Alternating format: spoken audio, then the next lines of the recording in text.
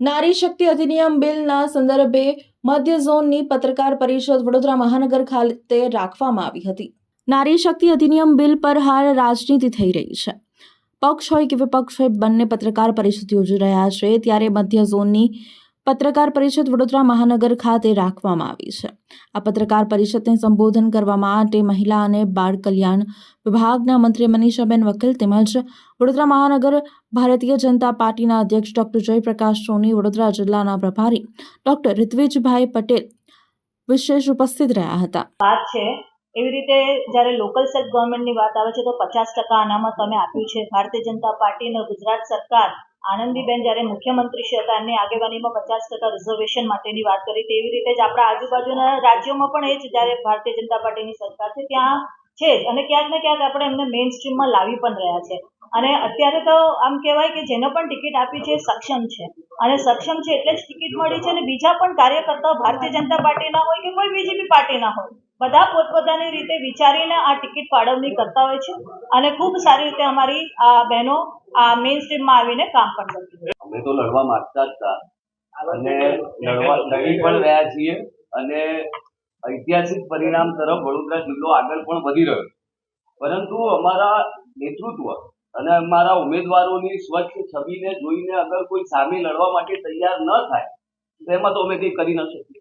અને જ્યારે અમે ઐતિહાસિક આંકડા સાથે આજ સુધી ન બન્યું હોય એટલી બેઠકો 40 જેટલી બેઠકો પર અમે બિનહરીફ થયા, તો સ્વાભાવિક રીતે અમારા કાર્યકર્તાઓનો હોંસલો બુલંદ કરવા માટે અમે એનું સન્માન કરીએ, એમાં મને લાગે છે કે કંઈ ખોટું નથી। તો તમારા મતે મતદાનનો અધિકાર નથી છીનવાયો? ના, પણ અમે ક્યાં કીધું છે? લોકોએ સેલ્ફ વિડ્રો કર્યું તો એમાં તો હું કંઈ ના કરી શકું।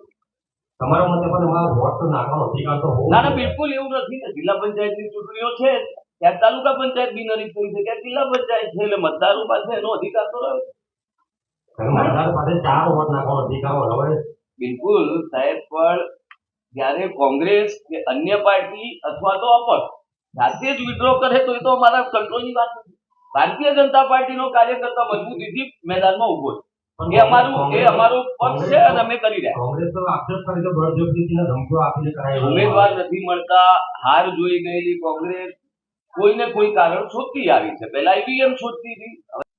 આ પત્રકાર પરિષદમાં સૌની વચ્ચે ઉપસ્થિત શહેર વિધાનસભાના લોકપ્રિય ધારાસભ્ય અને ગુજરાત સરકારના મંત્રી એવા શ્રીમતી મનીષાબેન વકીલ, સાથે વડોદરા જિલ્લાના પ્રભારી અને પૂર્વમાં યુવા મોરચાનો જેમને કમાન સંભાળ્યું તેવા ઉર્જાવાન ડૉક્ટર ઋત્વિજભાઈ પટેલ, પૂર્વ સાંસદ એવા શ્રીમતી રંજનબેન, પૂર્વ ધારાસભ્ય શ્રીમતી સીમાબેન, પૂર્વ સાંસદ એવા જયાબેન, પૂર્વ મેયર જિગીશાબેન, પૂર્વ ગુજરાત સરકારના મંત્રી, પૂર્વ ધારાસભ્ય અને પૂર્વ શહેર પ્રમુખ એવા જીતેન્દ્રભાઈ સુખડિયા સાહેબ, સૌ ઉપસ્થિત કાર્યકર્તાઓ, શહેરના મહામંત્રીશ્રીઓ અને આ પત્રકાર મિત્રો,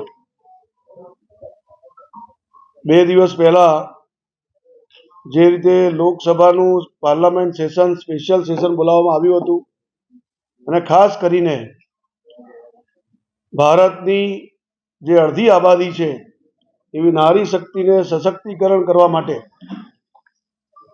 આદરણીય માનનીય નરેન્દ્રભાઈ જે વિઝન લઈને ચાલતા હતા કે જ્યારે આપણે વિકસિત ભારત બનાવવું છે, ભારતને સમર્થ બનાવવું છે, આઝાદીના 100 વર્ષ પૂર્ણ થાય એટલે કે 2047 સુધી વિકસિત ભારત 2047નો જ્યારે સંકલ્પ લઈને ચાલી રહ્યા છે, ત્યારે નારી શક્તિને વધુ મજબૂત બનાવવા માટે પાર્લામેન્ટમાં અને વિધાનસભામાં એમને 33% આરક્ષણ મળે એવા પ્રકારનો બંધારણમાં સુધારો કરવાની આવશ્યકતા હતી।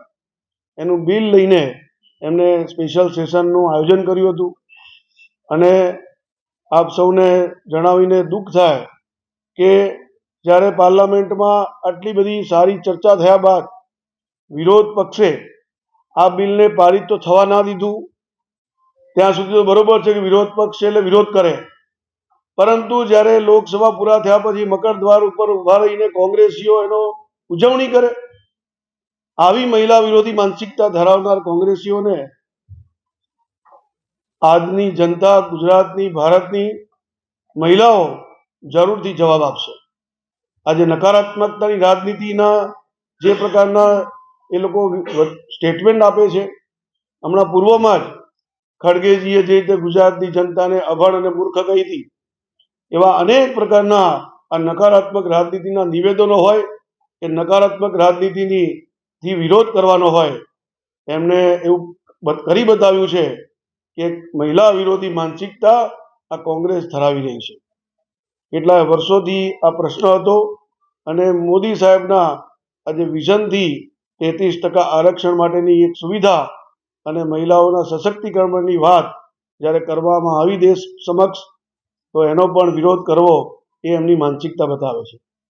આપના માધ્યમથી જણાવવા માગું છું કે આવા કોંગ્રેસની આ વિરોધી મહિલા વિરોધી માનસિકતાની કોંગ્રેસના લોકોને આવનારી સ્થાનિક સ્વરાજ સંસ્થાની ચૂંટણીમાં આપણે સૌ સાથે મળીને જાકારો આપીએ. ધન્યવાદ.